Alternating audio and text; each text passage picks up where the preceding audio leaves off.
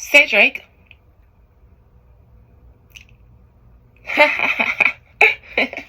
Hi guys, it's Tina. You guys are beyond the veil, as you know, because yes, I got on my Valentine's Day special.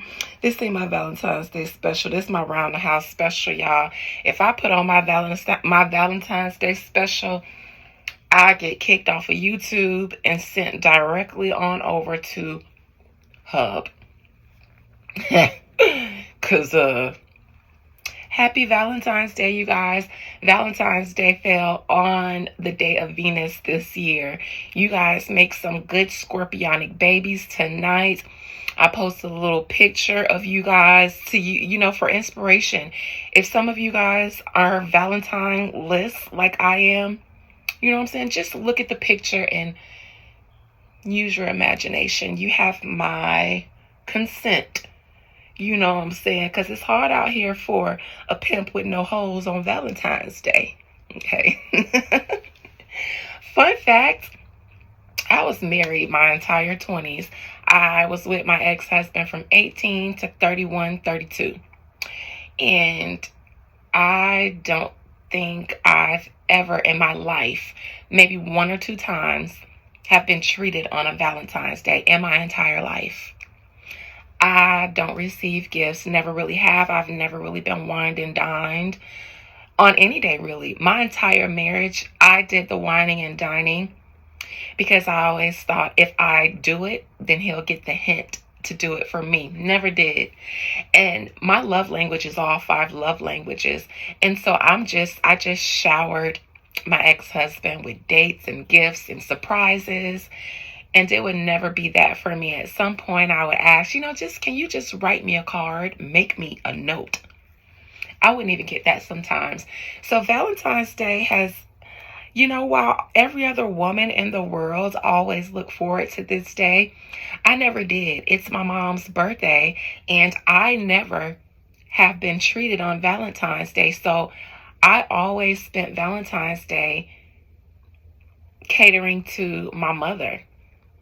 And then when I got married to my husband, but I have never been treated on a Valentine's Day. I've never been anybody's Valentine, ever. Not even my husband, y'all. We was married for a long time, but I didn't get flowers at my job. I didn't get taken out. Instead, I would have those things planned out for him. And then I'd surprise him with a nice dinner. One year, I think on an anniversary, he might have sent me flowers and tried to do something nice, but so Valentine's Day, I'll probably be live tonight. I was gonna surprise you guys and just pop up on live, but surprise, bitch! I'm gonna pop up on live tonight since I won't be doing the whoopee. And for anybody who's not doing anything, we'll shoot the shits together. Pull some cards, laugh a little bit. If you guys are my members, then you know what to expect in my live because I go live a little bit more often with my members. And it is always a time, you guys. It is always a time. It's always lit. It's always full of mess and laughs. And it's a good time.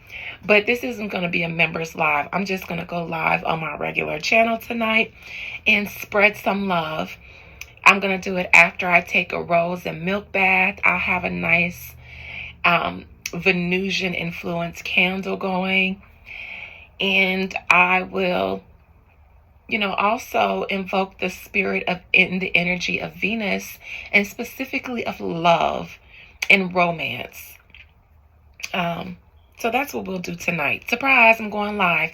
And if you guys didn't catch the announcement in the video that I just did, the spring solstice, crown of success, celebrating the real new year. On the real new year, March 20th, is when spring starts. It is when the sun ascends from the underworld of winter and darkness and death and rises with new life in the spring, which is where we get Ishtar from. We're really celebrating the sun ascending from the underworld of winter and cold and death, which is why it's a new year, because new life, everything new starts in the spring, including the year. So this crown of success is going to be even more potent and important than the one I did at the end of the year, because it's when the world celebrates the new year. So I pick up on that energy, but it's actually when the sun, and for you Christians, your son, the Son of God, is going down into the underworld after its death and betrayal in the scorpionic season, which is why Scorpio rules death and things like murder and, things like that. The death and betrayal in November, going into the tomb in the underworld in December for 3 months, 3 days in the tomb. And then on the third day in March, January, February, March, the sun rises with healing and life. And then the dead rises with it. Because in the winter, everything dies. It's cold. Everything is dead. But when the sun comes back up from the underworld in the spring, so does everything else come back to life, raising the dead from the grave. There is your resurrection of Jesus. There you go. There you go. Hit me up on my Zelle and my Venmo.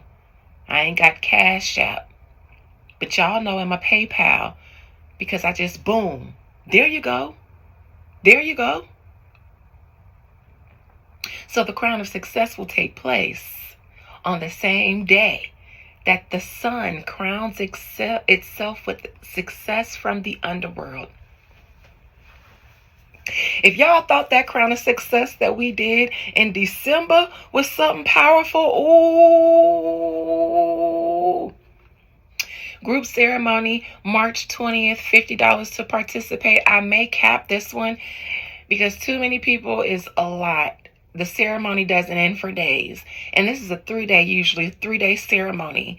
Because, okay, and even the parts that I let you guys see is not the entirety of the ceremony. There are several altars going on simultaneously, several other ceremonial aspects of the ceremony going on that you don't see, that even with the clips that I allow you guys see.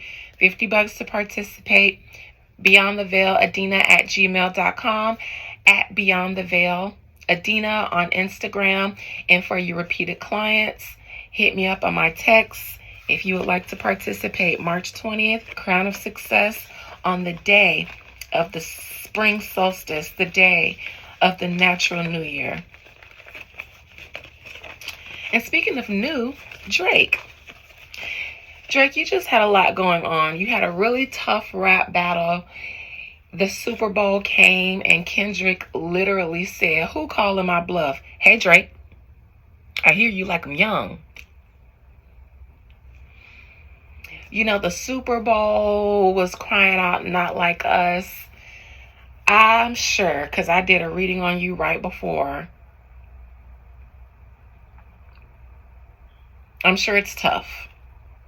Or it was tough. But then you released an album. So I don't know if I'm going to do a full Drake spread. I'm going to just ask a couple questions because I just did a Drake reading.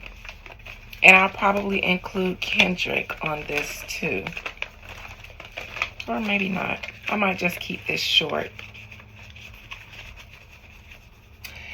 Spirit, first of all, thank you for this Friday. Thank you for this Valentine's Day. May my next Valentine's Day I spend with my legs to the moon. Child, I ain't even playing. Legs to the moon. Anyway, Spirit, thank you for YouTube for being such a gracious platform, for allowing me to shenanigan again with my beautiful busted babies. And thank you for all of them for busting it wide open for me for all this time. I hope they bust it wide open tonight and get all that you have to offer on Valentine's Day. Spirit, today Drake released an album. I actually am going to do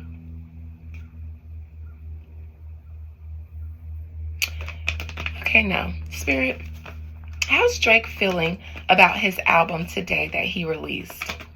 How does he feel about the body of work he just released? Drake, how does he feel about the project he released?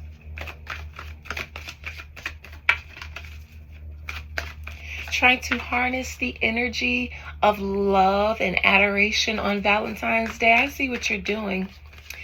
You wizard, you warlock, trying to harness this love. And 9 months from Valentine's Day is Scorpio season. Drake is doing magic. Trying to harness this love, potent sex magic, love energy you guys have, so that by the time Scorpio season manifests, you guys are in love with him again.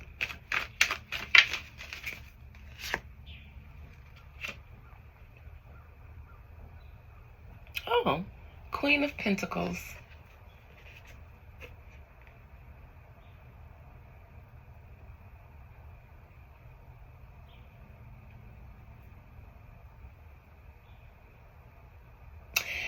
First of all, it's the Queen of Pentacles because Drake is in his feminine energy.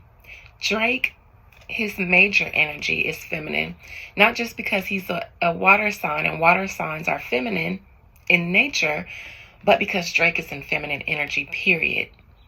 He's just is in feminine energy, which is why the music that he makes, people enjoy it more when it's not hardcore.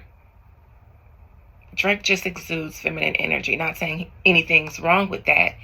He just exudes more of his feminine energy. This is him releasing his album infused with his Jewish magic. Because I do believe that he is doing some Jewish magic in order to maintain his position. And I think this is also the Queen of Pentacles because it also is being received. Like, people are saying Drake didn't fall off. Nobody feels like Drake fell off. People just feel like Drake did more damage by the way he was reacting to the beef. And so this is Drake releasing an album that he feels will do well because he is a pentacle, a mainstay in A-list celebrity status. But it's also a feminine energy because he wants it to be received well and not through the lens of, okay, is this going to be the comeback? He actually made it a little bit more melodic and feminine so that people wouldn't critique it like it was a comeback. Drake's trying to wash the stench of this rap off of him by focusing on him being a Jewish woman. That's the energy I get. Because in the business sense, Drake is acting like a Karen.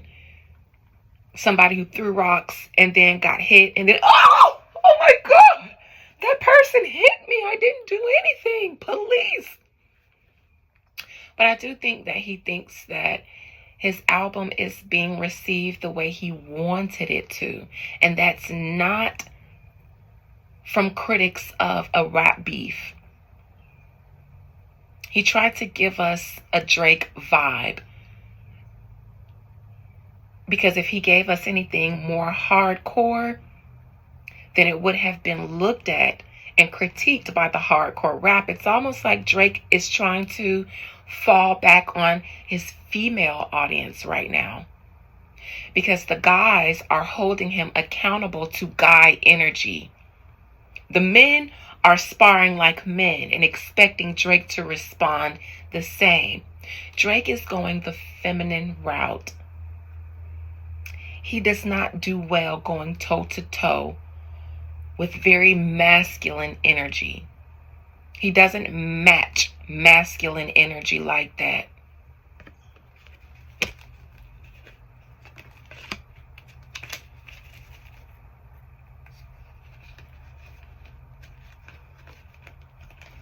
I think Drake is very much in his Karen era. So much feminine energy here. And women have a way of being very vicious sometimes. No man can be as vicious as a woman when we are in that element.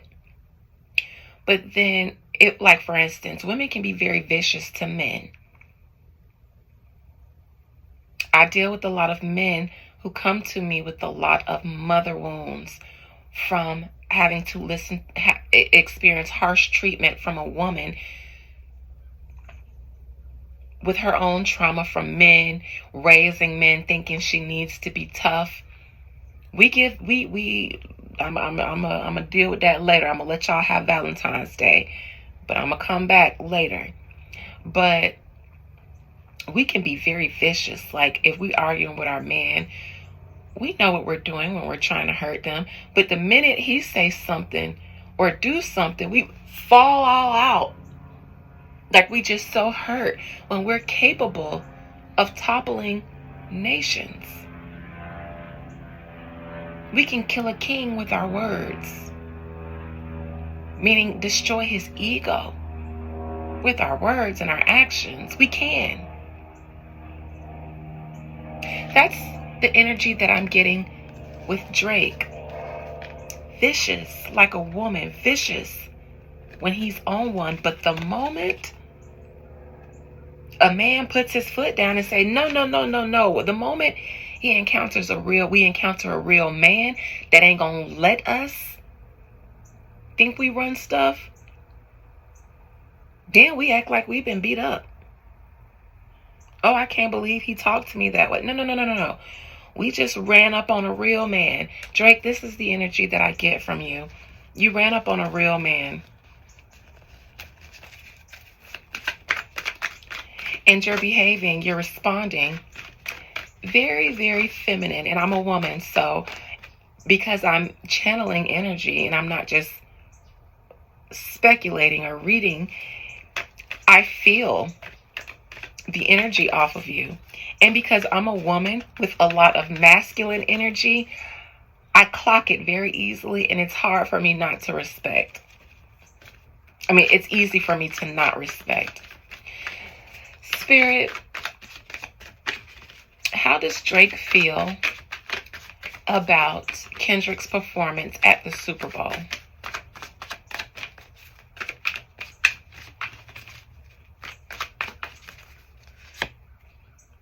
He was definitely watching.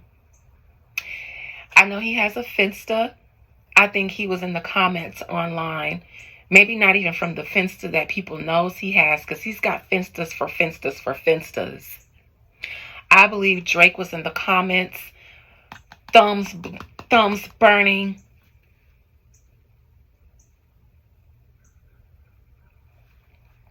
I think he was watching it. And I think he was watching the commentary as well. I'm telling you guys, I believe Drake was at home. As soon as he got home, he went online and got into the commentary like everybody else, I believe.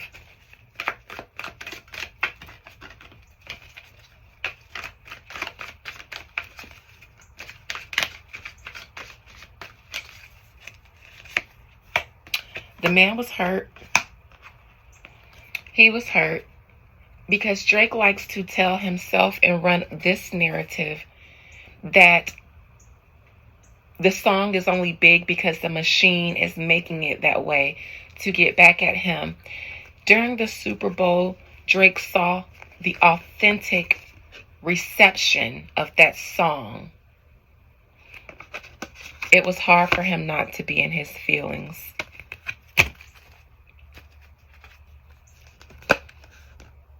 Drake, I think you act like a woman in the industry. I get a lot of woman energy from you. I think you do a woman a lot better than you give man. 5 of Cups.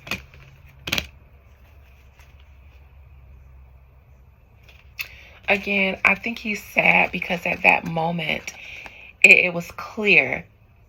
On every other platform but the Super Bowl, you can say the streams were manufactured, they're doing this, but seeing everybody in the world's reaction to it, because that's a live performance. That's not streaming where, this can be manipulated. So many people were trying to run with the narrative of manipulation of the sound, but then so many people who were there were posting. It was hard for the people who were helping Drake and the media run with the narrative of it not being that popular. It was at that moment that Drake just had to take that L, and so did everyone else in his camp. Everybody else that came out publicly and was trying to critique Kendrick, and I'm not saying this to stand for Kendrick. I don't have a dog in this fight. I'm saying those people who were saying, oh, but in real life, the sound wasn't this, and oh, the performance was mid. Those were intentional narratives. But all of them, I believe, are having an aha moment. Spirit. It makes me think of Kai Cenat specifically. Spirit, was Kai Cenat, when he gave his take on Kendrick's halftime performance, was Kai Cenat being genuine and unbiased in his review of Kendrick's halftime performance? Was he being 100% genuine and unbiased? Judgment. Seems like a lot of people were in on caping for Drake. This is a memo, a call of action to the crew. Everybody, regulators, mount up for Drake. Kai Cenat, I'm going to say that I believe that the days of you being genuine in your critiques are long gone. Just because of these two cards, I say that.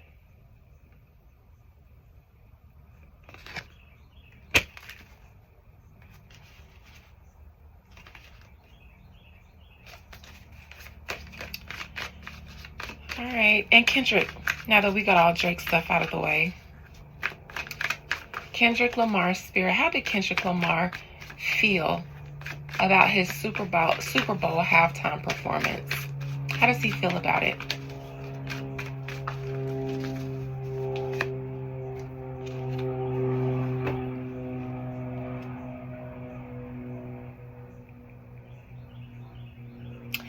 I think that Kendrick feels like he just ruined Drake's stance in his negotiations, if they're still going through negotiation or whatever situation him and the label had.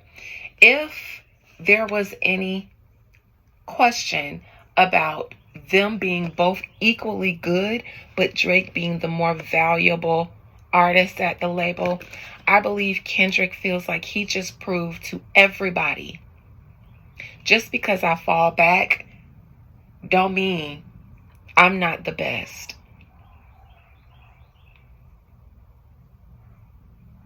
I think he feels like this was Drake before and this was me. This is me now. That's Drake. But it's the juggler. So this is still, it has the label caught up in the middle of both of them.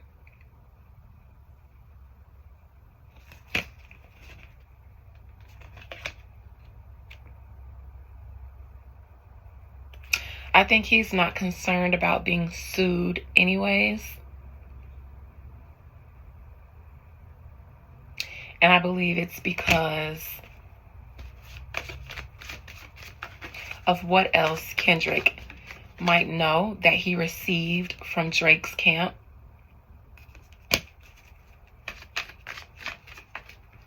Maybe the label won't pull that card with Drake because they're dirty too. I don't know if Kendrick is that dirty, so he might not have anything to lose by pulling the trigger on Drake and exposing him even more. The label, that's different because the label is dirty too. So if they co-sign Drake being a pedo, then Drake's going to say, okay, well, now let's get into the nitty gritty. If Kendrick says it, Drake can't really say, I bet, now it's my turn, because he searched high and low. I said this before. He searched high and low for tea on Kendrick. Can't get none that'll stick.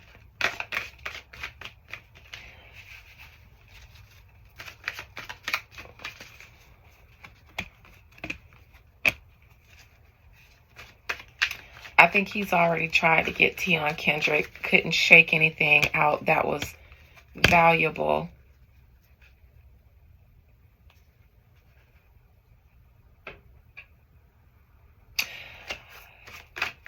Kendrick, I think you know that the label is fighting Drake through you. But I also think that you don't mind because of what Drake stood for in the industry.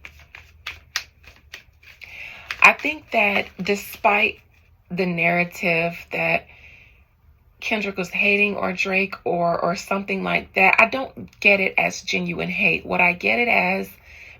don't get it as genuine hate because he's more popular.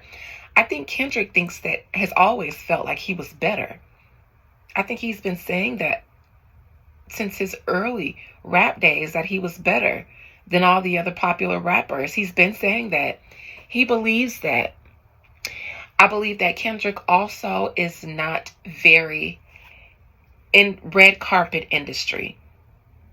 There are levels to what kind of celebrity you are. You can even be an A-list celebrity that gets involved with the industry, but don't look like it. You can be with all the shits behind the scenes, but you don't do the red carpets. You don't do the social media clout stuff. I believe that Kendrick bypasses a lot of the debauchery in the industry, at least publicly. He's not a red carpet social media celebrity like Drake. And I feel like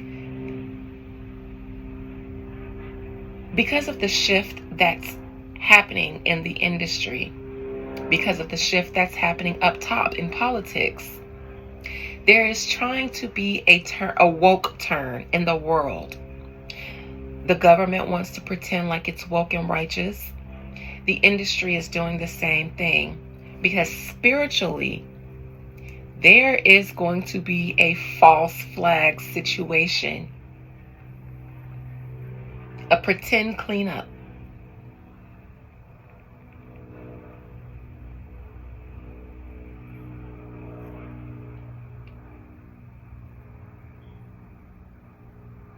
And Trump being in office and Elon being in office, coming for so many of the debauchery people in the industry, they have to.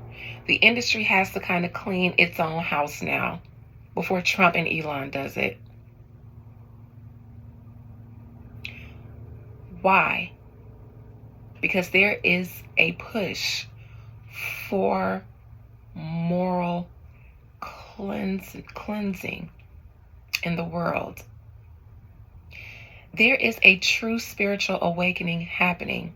There is also a false flag one happening to distract from the real one.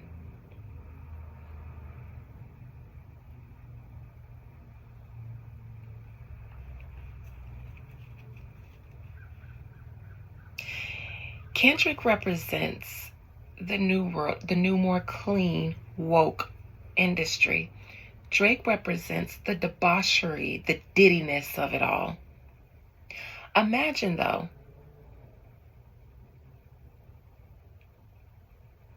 the same debauchery still happening, but a different kind. One with religious undertones to it.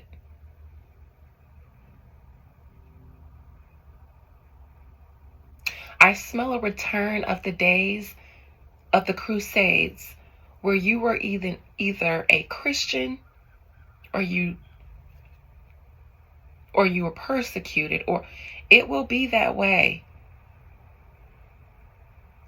One of the big three or all of the big three, you will be one of them or you won't allow to be anything. And they will have a hierarchy like they do now.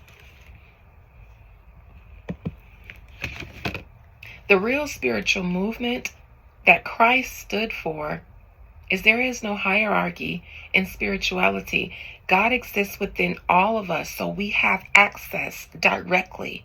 We don't need a mediator. That's what the real person that represented Jesus taught. But that's another reading. I'm going to end it here. Love you guys. See you on live tonight. Bye.